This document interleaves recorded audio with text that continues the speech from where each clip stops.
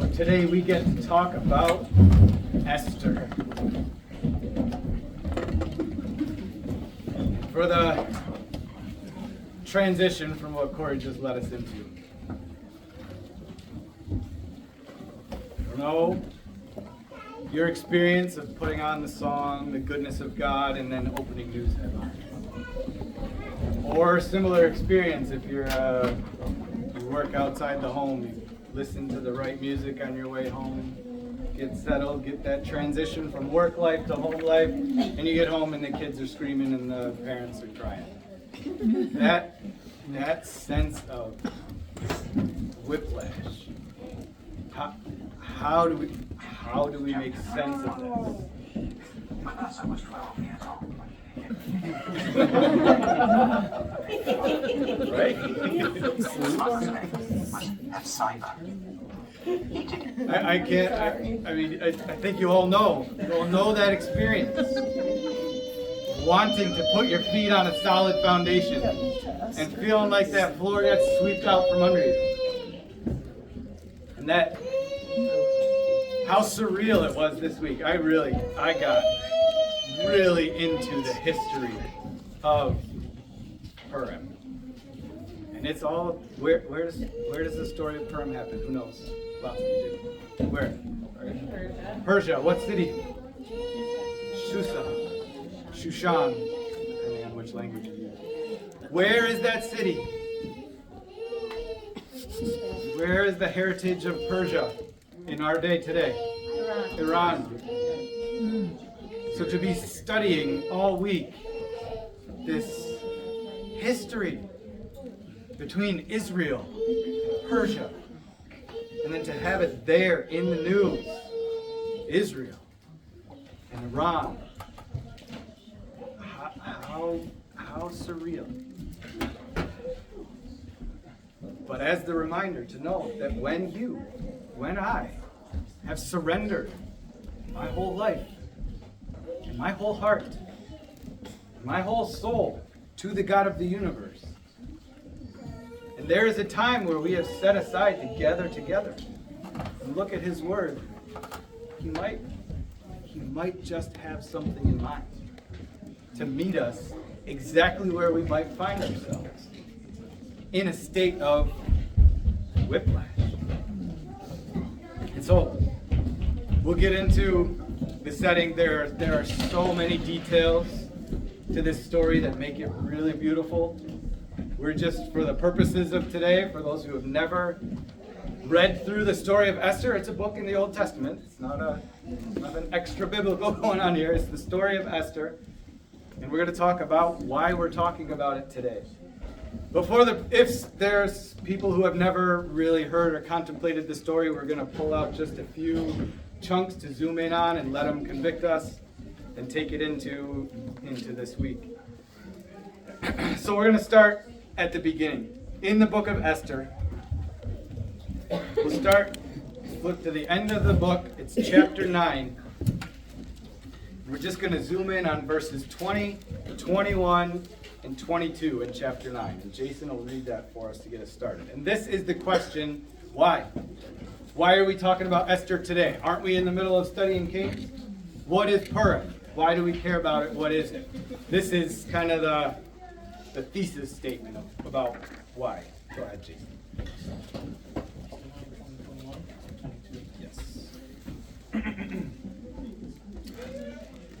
Esther 9, 20, 21, and 22. Then Mordecai recorded these events, and he sent letters to all the Jews who were in all the provinces of King Ahasuerus, both near and far, obliging them to celebrate the 14th day of the month Adar, and the 15th day of the same month, annually. Because on those days the Jews rid themselves of their enemies, and it was a month which was turned for them from sorrow into gladness, and from mourning into a holiday. And they should make them days of feasting and rejoicing, and sending portions of food to one another and gifts to the poor.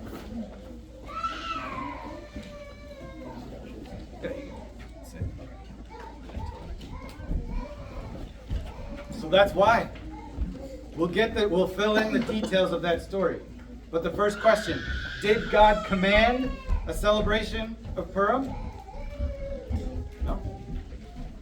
Is it a tradition that man made up? Kind of, except for the fact that it's right there in our Bibles. So what is it for us then? It's our history. It's our legacy. It's the way that the people of God tell their own stories. What a remarkable story this is. It has a great ending. But guess what happens in the middle? Suffering, fear, and what we just heard Jason talk about, great mourning. So Purim, the reason to tell this story, to tell Esther's story, to let Queen Esther inspire us as our ancestor. The reason is to learn something about turning mourning into celebration. About how to tell these stories of our lives, of our people, of our experiences as the people of God. It's amazing. And the other things that are there are things that we find, that we do, that we use to remember. And just mark this. God's people, how God's people are always asked to remember, always asked to tell the story. It's not like United States people tell stories. We won. We killed all the enemies, and that was the end of it. We're the victors. This is not the story that God asks his people to tell. It's full of we were lost. We were at the end of our rope. There was no hope left for us except that we knew we were the people of God. And God shows up, celebration. Right? So mark that. That's what we get to track through this story. Is how we're telling these stories as God's people. And the other things that are in there. Giving to each other. That's the other part. As Americans, culturally, our way of telling story is rah, rah, rah. Celebrate, celebrate, celebrate. As God's people, our way of telling stories is, I remember what it was like to suffer. Is there somebody around me suffering? Let me give them something. Let me help them. Let me take them in. I know what it is to be alone. Is there anyone alone around me? Let me love that person. This is the way that God shows us to tell stories. God shows us to celebrate. That our celebration is never about us. It's always an outpouring. It's always a remembering. So we're giving gifts to the poor. We're collecting donations. Things we do all year round. But especially because we remember what it's like to suffer. And because God taught us what it means to rely on him until deliverance comes, that overflows always back into remembering those who are still suffering among us and within our spheres of influence. So that's the end of the story. We're going to jump all the way back to the beginning at Esther chapter 1. Just look at verses 1 and 2 to kind of set the stage here for us. Jason.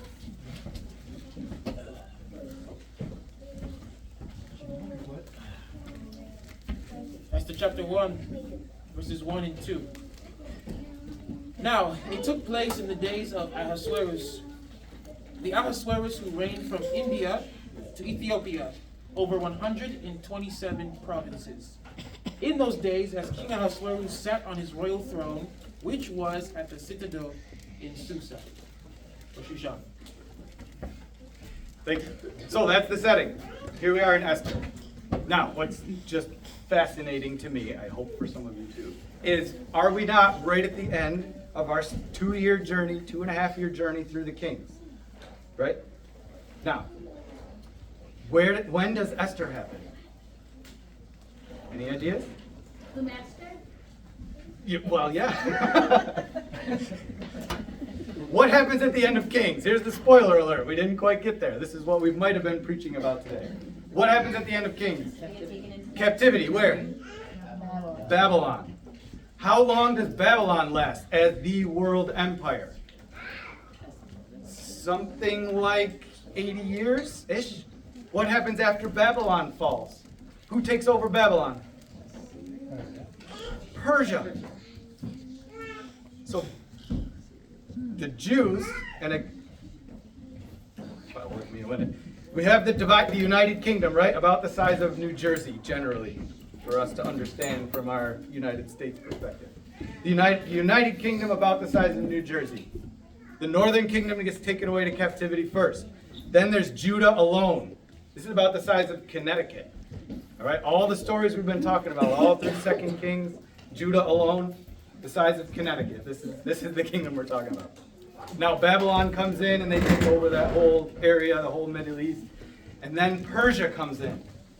And we learn from the scriptures right here, they have from India all the way to Kush, or Ethiopia, Upper Nile region. This is about the size of the lower 48 United States. Okay, massive, and no cars, no phones, no internet. This is the kingdom that Persia is compared to Judah. Where did all the people of Judah go? Yeah, scattered throughout this whole empire, this whole kingdom of Persia. What do we know? Backing up from Kings, they get taken into captivity in Babylon. What's a story we know that happens while they're in Babylon? Daniel.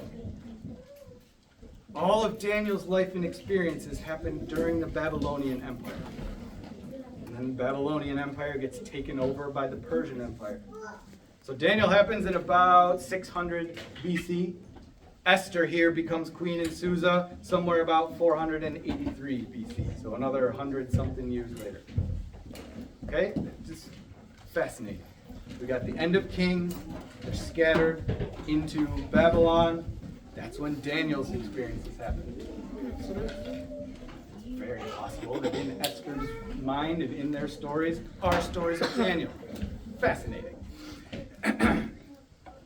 Persia takes over, and the other piece, what happens as soon as Persia takes over Babylon? This is at college level. Anybody know? People get sent back to Yeah. That's when they start being allowed to go back to Jerusalem. The first time the Jews are allowed to go back to Jerusalem happens at the very beginning of the Persian Empire. After that, enter Esther. Sometime after that, Ezra and Nehemiah get to go rebuild the wall. All right, so this is between the first return and the second, when Esther is here. And so, spoiler alert, enough of you know the story. What we're going to see happen is a campaign by the government of Persia to eliminate all the Jews. Which, if it's not Ezra and Nehemiah, it's their parents or grandparents, however deep you want to get in the math and the generations. Right? Fascinating. And again, that this is Israel and Persia and Israel and Iran in the news. We just have to let that be. Okay, so that's the setting. That's the setting for Esther. Now we get to meet who? We get to meet Mordecai, Esther, and Haman. Those are kind of our three main characters that we're going to focus in on. So first we get Mordecai and Esther. Who are they? Jason, he's going to read that for us in chapter 2, verses 1 through 8, and then jumping ahead to 15 through 18 will be this section.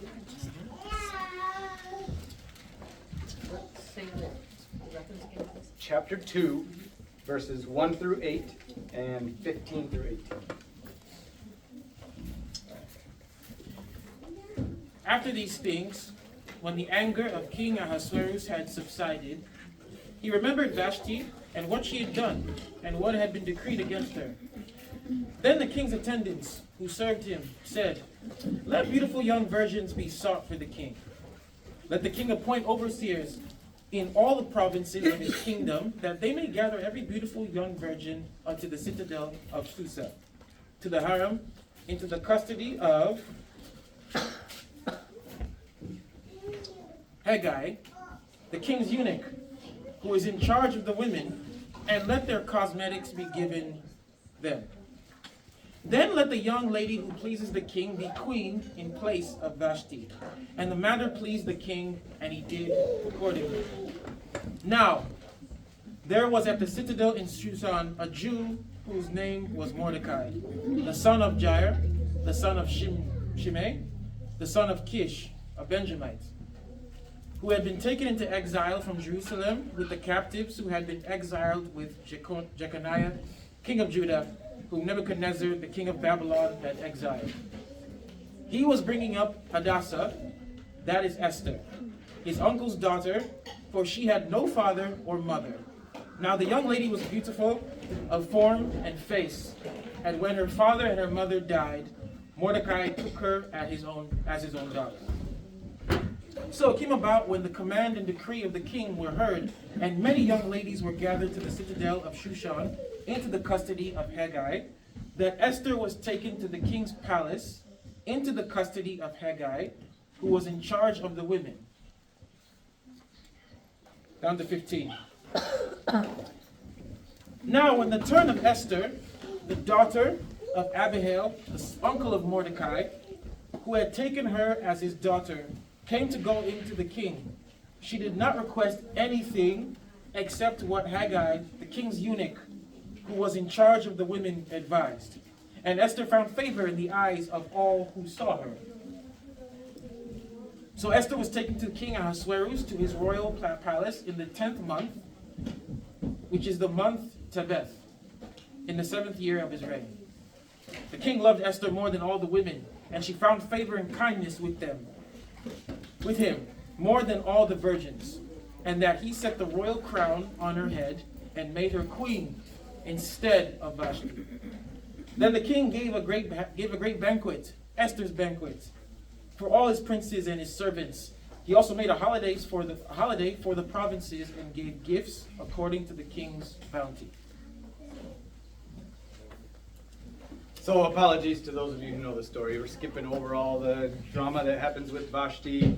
Make sure, today is not Purim. These days are actually Monday night through Tuesday. So be sure to read the whole story for yourselves. Read it to each other. Take it all in. Be inspired. But here we're just zooming in. Now we know who Mordecai and Esther are. Right? So we see very clearly they are those who were exiled from Judah. Benjamite is Mordecai. I don't think we get the exact lineage of Esther, but clearly a Jew, a relation of Mordecai. And this exiled immigrant girl becomes queen of this vast empire. Just incredible. Put that alongside of the Babylonian Empire that Daniel became number 2 in the whole kingdom in his experience. That this is what the Lord is doing. We're going to return to this refrain when we get back to Kings, but where's the Lord's heart always? When judgment comes, when his patience run out, his love always goes with the remnant. And we see what's happening here. So Esther becomes queen. She's very close with Mordecai. The next one we get to meet is Haman, and this is kind of the big build-up, the drama of the story. So this is all of chapter 3 that Jason's going to read, and here we get to meet Haman. Boo. You don't feel need to boo. If you're going to boo, you also have to say amen and those kind of things when powerful words happen. This is Esther chapter 3 in its entirety. After these events, King Ahasuerus promoted Haman, the son of Hammedatha, the Agagite, and advanced him and established his authority over all the princes who were with him. All the king's servants who were at the king's gate bowed down and paid homage to Haman. For so the king had commanded concerning him. But Mordecai neither bowed down nor paid homage. Then the king's servants who were at the king's gate said to Mordecai, "Why are you transgressing the king's command?" Now it was when they had spoken daily to him, and he would not listen to them, and that they told Haman to see whether Mordecai's reason would stand, for he had told them that he was a Jew. When Haman saw that Mordecai neither bowed down nor paid homage to him, Haman was filled with rage. But he disdained to lay hands on Mordecai alone, for they had told him who the people of Mordecai were. Therefore Haman sought to destroy all the Jews, the people of Mordecai, who were throughout the whole kingdom of Ahasuerus. In the first month, which is the month Nisan, in the 12th year of King Ahasuerus, that is the lot, was cast before Haman from day to day, and from month to month, until the 12th month, that is the month Adar. Then Haman said to King Ahasuerus, "There is a certain people scattered and dispersed among the peoples in all the provinces of your kingdom. Their laws are different from those of all other people, and they do not observe the king's laws. So it is not in the king's interest to let them remain. If it is pleasing to the king, let it be decreed that they be destroyed, and I will pay 10,000 talents of silver into the hands of those who carry on the king's business, to put into the king's treasuries."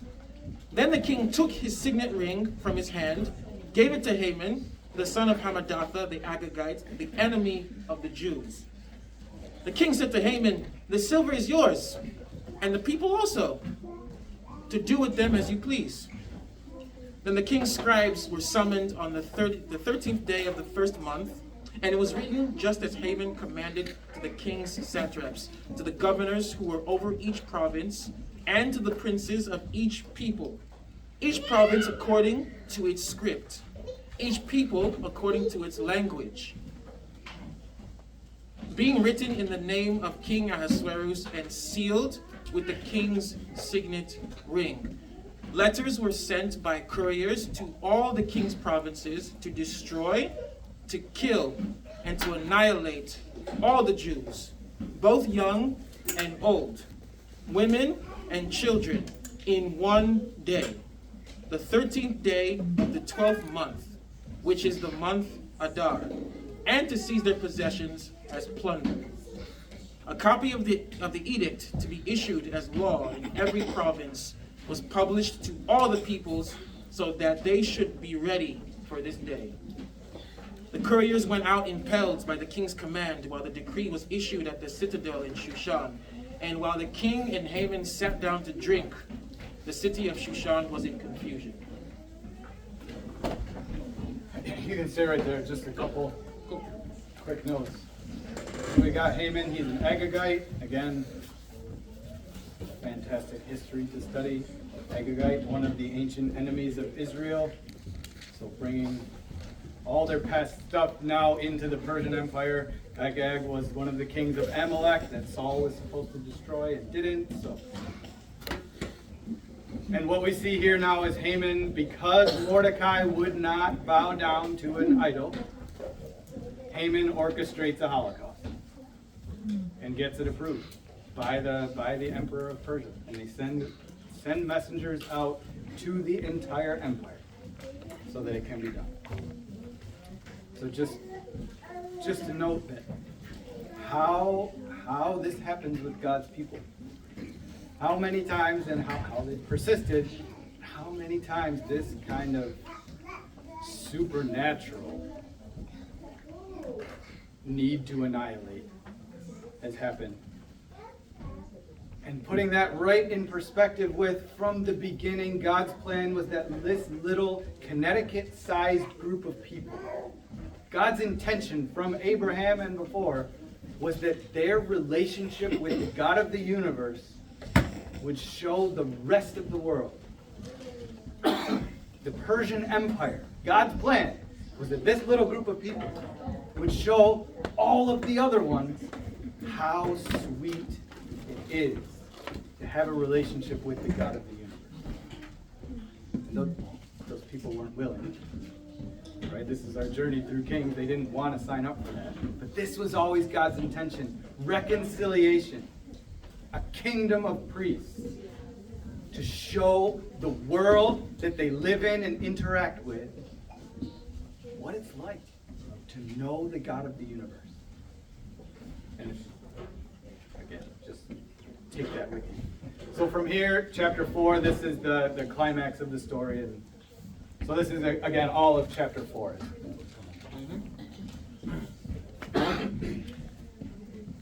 When Mordecai learned all that had been done, he tore his clothes, put on sackcloth and ashes, and went out into the midst of the city and wailed loudly and bitterly. He went as far as the king's gate, for no one was to enter the king's gate clothed in sackcloth. In each and every province where the command and decree of the king came, there was great mourning among the Jews, with fasting, weeping, and wailing, and many lay on sackcloth and ashes. Then Esther's maidens and her eunuchs came and told her, and the queen writhed in great anguish. And she sent garments to clothe Mordecai, that he might remove his sackcloth from him, but he did not accept them. Then Esther summoned Hathach from the king's eunuchs, whom the king had appointed to attend her, and ordered him to go to Mordecai to learn what this was and why it was. So Hathach went out to Mordecai to the city square in front of the king's gate. Mordecai told him all that had happened to him, and then the exact amount of money that Haman had promised to pay to the king's treasuries for the destruction of the Jews. He also gave him a copy of the text of the edict which had been issued in Shushan for their destruction, that he might show Esther and inform her, and to order her to go into the king, to implore his favor, and to plead with him for her people. Hathach came back and related Mordecai's words to Esther.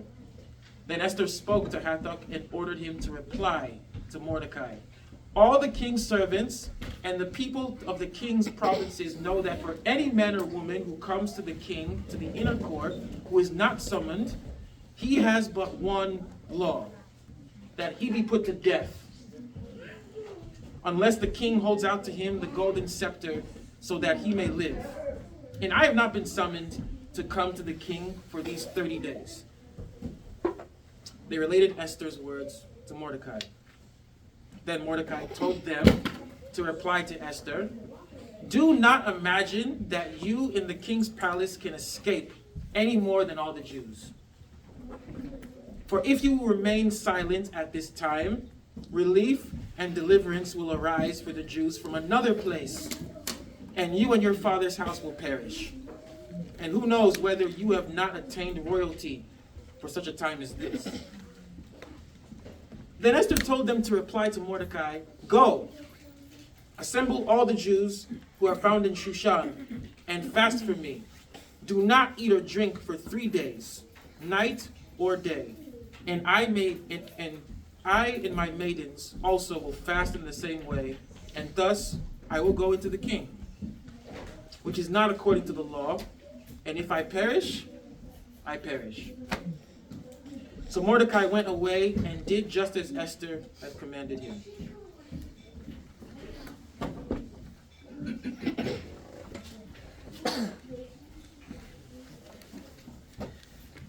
So this is where we're going to sit for just a couple minutes.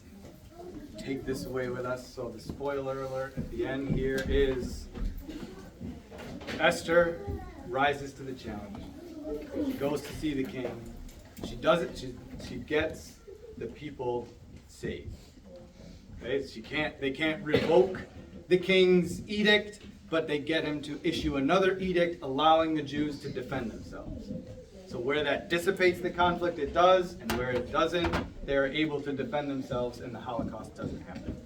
Okay, so that's the end of the story. Now, focusing in on this little bit here, we're just going to ask the obvious questions and take them with us.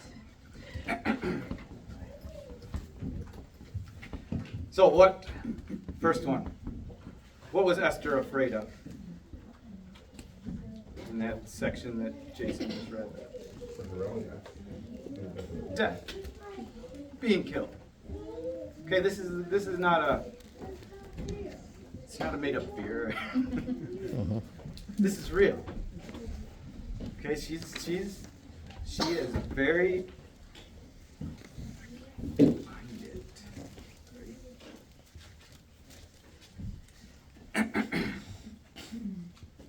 And the question for us, I put out a random Shabbat poll to some amount of you yesterday, just to get this in our heads as a celebration of Esther's story. What are the things that you are afraid of?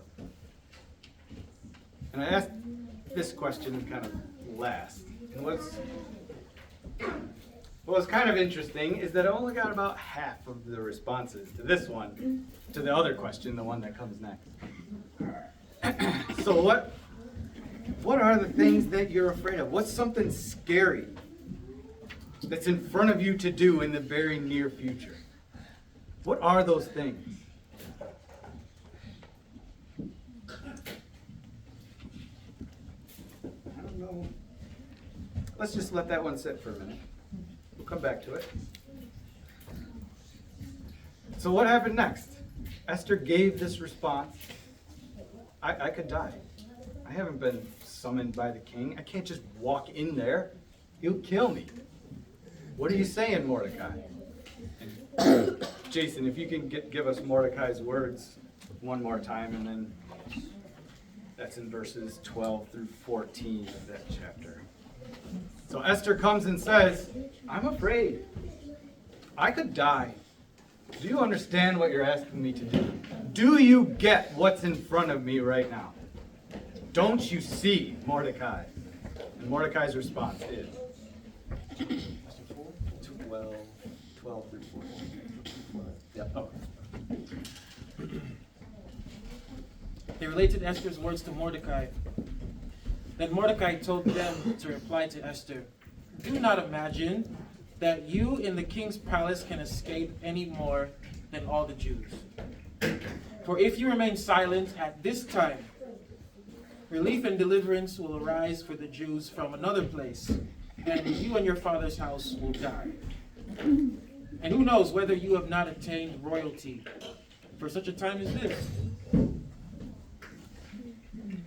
Who knows? Whether you are not exactly where you are for such a time as this.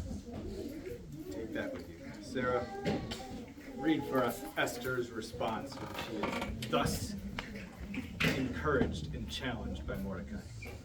This is verses 15 and 16. Then Esther told them to reply to Mordecai, go assemble all the Jews who are found in Susa, and fast for me. Do not eat or drink for 3 days, night or day. I and my maidens will fast in the same way. And thus I will go into the king, which is not according to the law, and if I perish, I perish. So in the face of her fear, how was Esther encouraged by Mordecai? Give me your summary, your thoughts about it. Shout them out. How was Esther encouraged by Mordecai in that moment of fear? How did he do it? Because it worked. What's that? You're not alone. This was the other question I asked, and I asked this one first. Several smattering of people. How do you feel courage? Generally. That one is the most popular. And that's the first one we got here. The knowledge, the truth. You're not alone. Just that does so much for building courage. What else? What else do you hear in Mordecai's answer? It could be. This could be what? If you try and do this on your own, it's not going to work. Yeah. You're going to fail. Even Yeah. you can go ahead and do nothing. You have that option in front of you. You can shrink back in fear. You can let the fear dictate your actions. You can. My trust, my faith who I am is in God. He will not let the remnant die. He won't do it. So you can go ahead. If you want to be afraid, if you want to let that fear rule, you can go ahead and do nothing.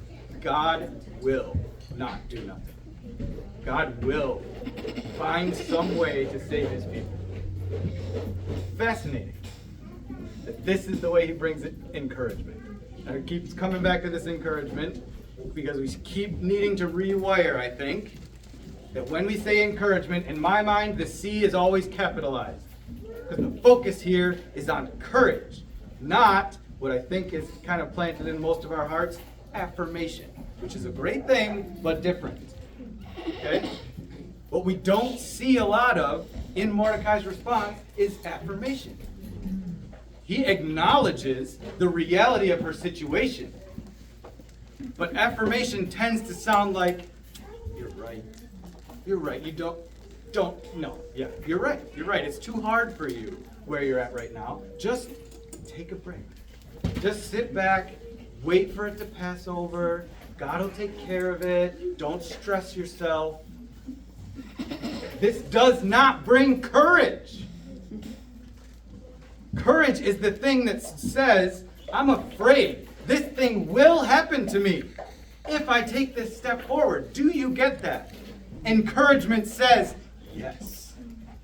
And don't you think that maybe the God of the universe is standing right here with you? That when you take that step forward, he will be in front of you. He will be next to you. He'll be pushing you from behind. Don't you think that maybe this is the story that God is writing with you? You can continue in whatever little story you're telling yourself. You can go ahead and do nothing. God's not going to do nothing, but you can make that choice. However, don't you think that maybe, that perhaps, you have been brought to exactly this point, with exactly the things in front of you that are in front of you, for exactly this purpose? Perhaps, maybe. How much courage that infuses into Esther's heart. Not enabling, not dismissing, not focusing on saying it in a way that she can hear it right. All these pitfalls we get into, right? But bringing courage. What was Esther's response? Prayer and fasting. So we know that a core element of celebrating Purim is this story of mourning turning into celebrating. And what's the middle ground in that journey from mourning to celebrating? You see it right here in Esther's response. Prayer and fasting. We take that mourning to the God of the universe. They say that God is not mentioned in the book of Esther. Well, who do you think she was praying to? Who asked her to fast when she was past the end of her rope? Right? And just let that challenge. That's one. And we got one more. Let that challenge and convict you. This process of turning mourning into celebration goes through prayer and fasting. Nothing else.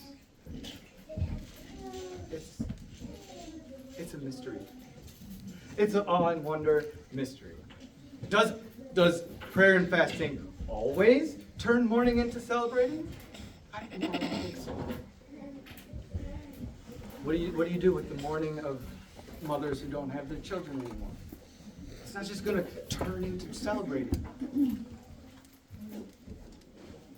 What we find is celebrating. God brings celebration. The other challenge that I see in this, and this comes back to the what are you afraid of question, is how easy it is for us to do the reverse. Right? By telling these stories of our history in the Old Testament, we see God training us in telling stories that turn mourning into celebration. turn our own suffering into outpouring for others.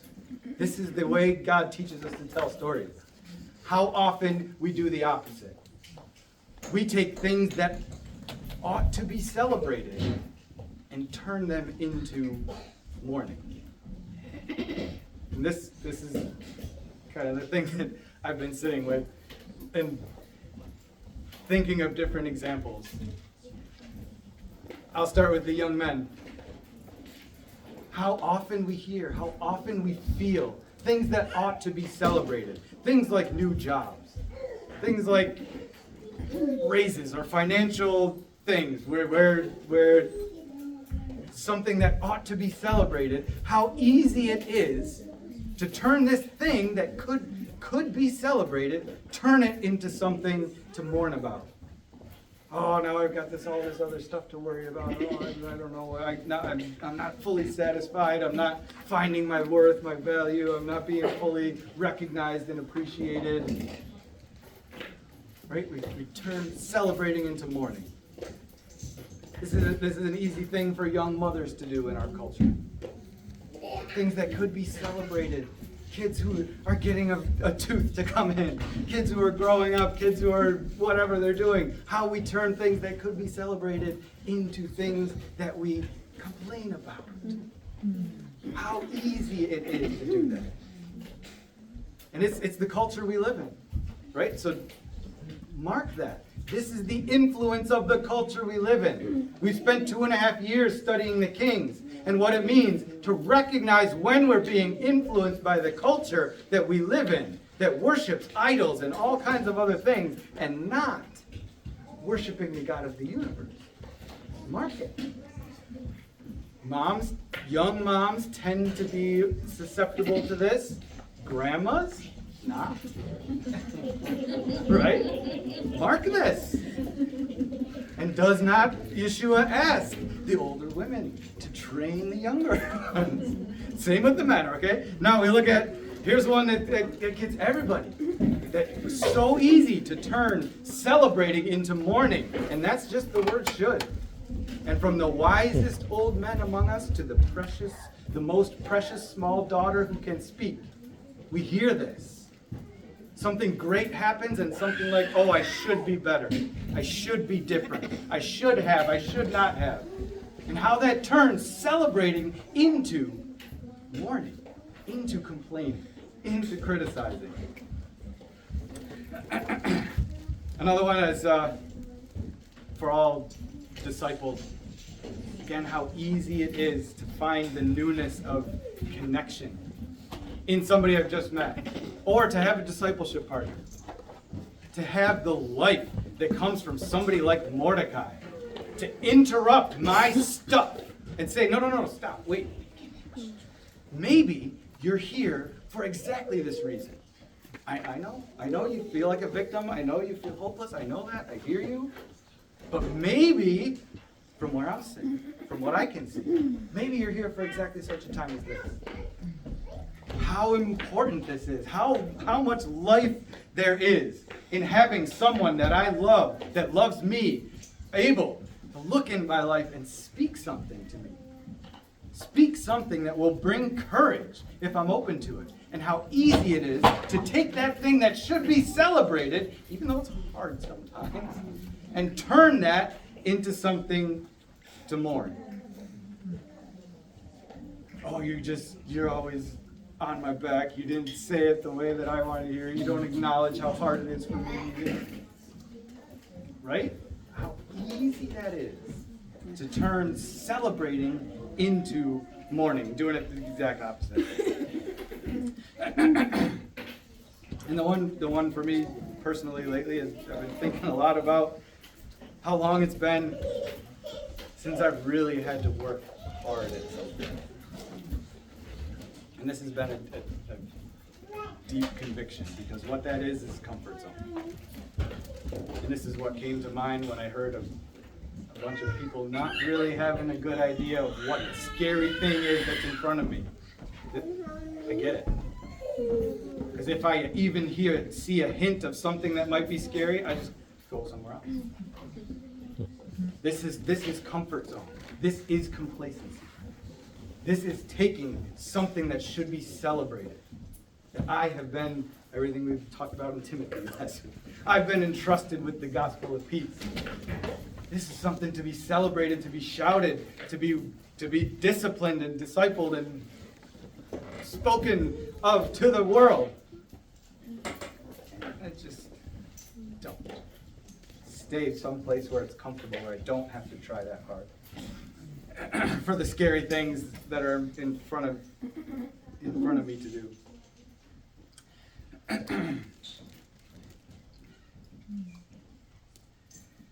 So take that with you. What are the scary things that are in front of you? If nothing comes to mind, let that be conviction a little bit, like it does for me, if that resonates with you. Because this is our story. This is our legacy. This is our ancestry. That these times of mourning, these times of trial, these times of challenge get turned into celebration. And it takes courage to do that. If you don't have somebody in your life who's speaking Mordecai's word, who's interrupting your script, whether it's criticizing, condemning, complaining, victimization, whatever it might be, who's speaking the words into you, into your life, maybe you're here right now for this. What if a little bit of courage and you take a step? If you don't have that voice in your life, get one. Quote Toy Story? Well, sometimes it works, I don't know. If you have that person in your life, celebrate them. Don't let it go uncelebrated. How amazing this is, because it is nothing less than how we tell stories to each other, how we tell our own stories and see mourning get turned into celebrating and that overflowing in the form of a table full of supplies for people who don't have those kind of supplies. Gifts of money and food and gift cards and the white hat giving. It's going to get to people who need it in Ukraine and our own brethren here in this city who need it. So that's the celebration. I'll just end with Gail's response. When I asked her what makes her feel courage, this was one of my favorites. She said, is courage a feeling? Or is courage a decision you make? And you feel gratitude afterwards, this is my favorite part, for not having let fear override your decision. And that's beautiful. So, is courage a feeling you get and you charge in? Maybe. Is courage what happens when you don't let fear make your decisions for you? And you have a voice suggesting, here's what courage might be. Try this. Take this step. Bite your tongue there and instead say this, right? This is the simplest way where mourning can be turned into celebration. And that's just a tiny bit of what we can be inspired by when we remember, tell the story of Esther.